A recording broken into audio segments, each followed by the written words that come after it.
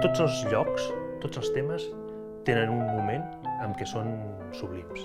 Tots, fins a la cosa més lletja. Tu pots passar per un carrer cada dia, durant dies i dies i dies, i un dia hi passes una hora i aquella hora és preciosa, aquell carrer, i no t'hi havies fixat mai, no?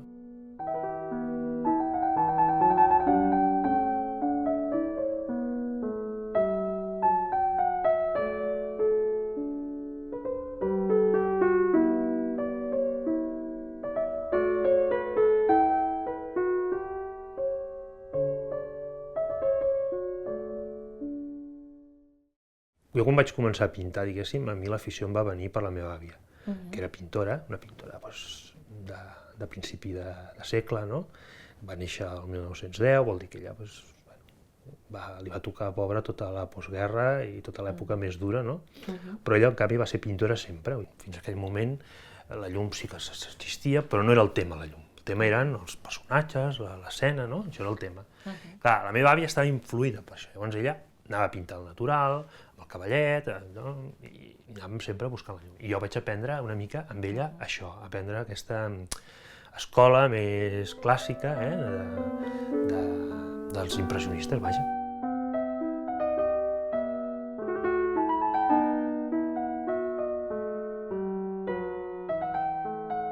El món del vi, en el fons també és una conjunció de dues coses que són molt diferents, no? Una cosa que podries dir com l'estabilitat, que és la part més científica, no? Aquests coneixements o la base que necessites per poder treballar, però després hi ha una part més de lliure interpretació, més artística, que és la part sensorial, amb la qual prens moltes decisions també, no? Igual que quan pintes un quadre. És aquest equilibri entre la tècnica i la creativitat. Sí.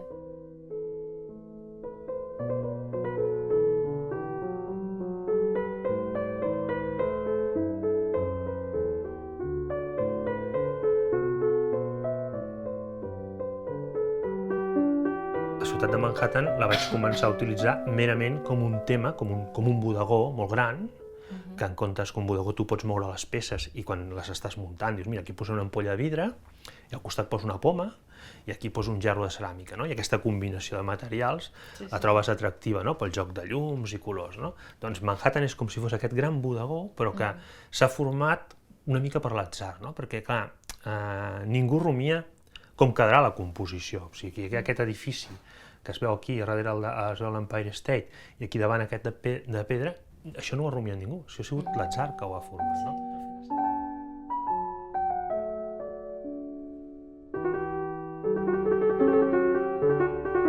És una ciutat que enganxa, per això és potser la ciutat més famosa del món, és una mica com si fos la capital de tots, una mica la capital mundial. Jean Leon li va encantar, va estar aquí vivint també molts anys. Sí, conec la història. De fet, a mi quan em van demanar una etiqueta per una ampolla, el primer que vaig fer va ser al·lucinar. Dic, un quadre de Manhattan per un vi del Penedès. I vaig pensar, no entenc res, no? Després, quan em van explicar la vida i la història de Jean Leon, doncs clar, llavors s'entén tot. I realment és espectacular la vida com tan cinematogràfica, perquè realment la vida seva és com una pel·lícula.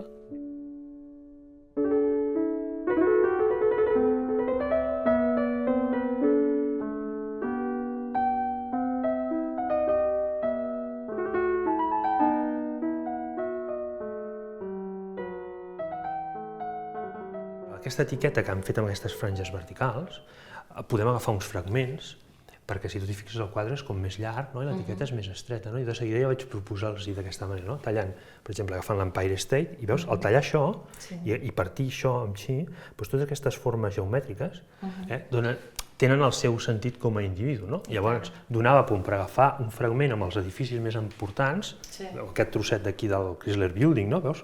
Talles així, i de vegades, segons com, fins té més gràcia. Jo crec que ha arribat el moment d'obrir-la, no? I de tastar-ho. Sí? Home, i tant, això seria una bona idea, una bona pensada.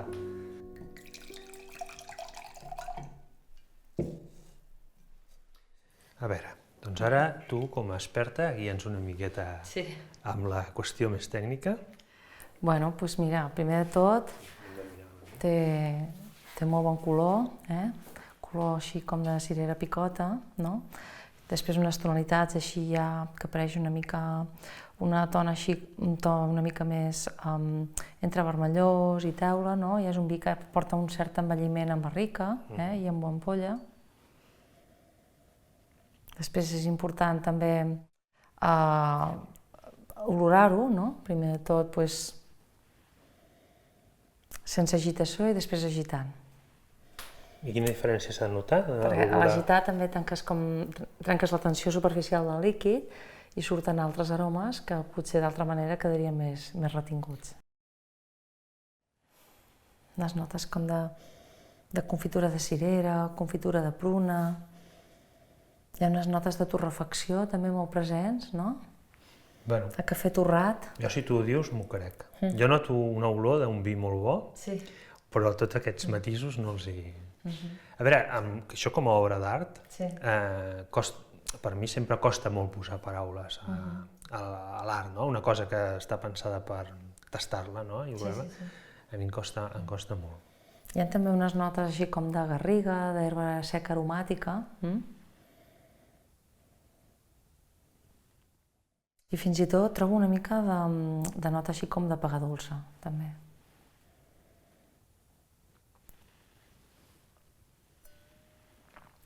I en boca és un vi que té molta concentració, no? Que té molt de volum, que els tanins són suaus i són rodons, no? És un vi que ja està llest per prendre, no? A vegades amb algunes anyades de Jean Léo necessiten més temps, no? Però amb aquesta realment ara ja trobo que és un vi que està en el seu millor moment de cara a consumir-se.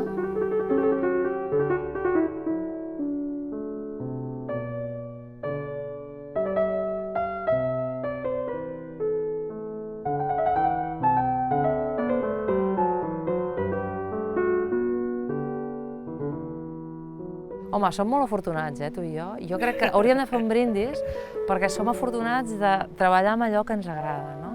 I això és un luxe, és un luxe. És un luxe. Treballar amb el que agrada és una cosa que hauria de poder-ho fer tothom. Jo inclús m'agrada dir que el que jo faig no m'agrada dir-li treballar, perquè de vegades considero que treballar és quan un té un horari, un jefe, unes obligacions, no? I jo de vegades no sento ni això, saps? Vull dir que... Bueno, brindem per això. Un brindis per la vida i per gaudir de tot allò que fem, no? Que al final això no és treballar, és gaudir de tota la nostra obra, no? Exacte, i gaudir-ho amb un bon vi encara més. Sí, molt bé.